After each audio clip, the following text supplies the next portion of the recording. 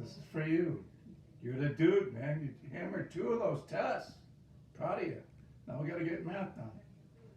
All right, this is question number 24. What number is 20% of 120? The first thing you want to do is translate the English into math. What number becomes X? A number we don't know.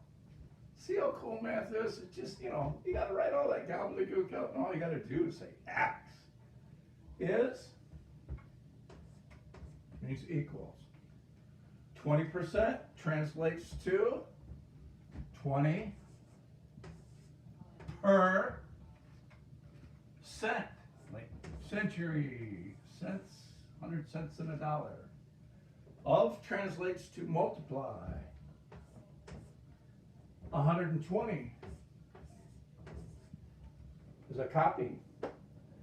All right, we want to multiply this fraction times a whole number, or what we could do is really simply grab a fraction cheaply by doing this. Then it becomes multiply straight across. So 2 times 12 is 24, followed by 1, 2 zeros.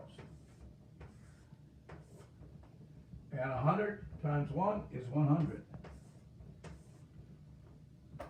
And to make our job simpler, we can cross cancel, divide the top and the bottom by 100, or do this. 24 over 1 is 24. So the answer is 24. Now we can prove it, especially if we've got a calculator handy. Let me use a chair on this one.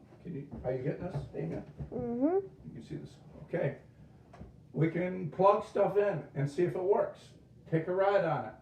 Go back to our original equation. Instead of saying X, we could say 24.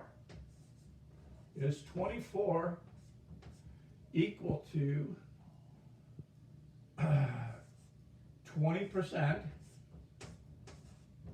of 120? Question mark. So again, we can do this a little bit different this time. We can do this. 2 over 10 is the same thing as point. It's 2/10, right? Is this also not 2/10?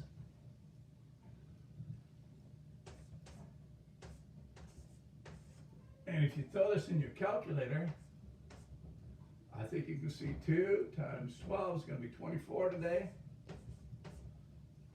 And you got to mess with the decimal, but you can do that on a calculator. And it does check. And that's a very powerful tool. You know you did it right.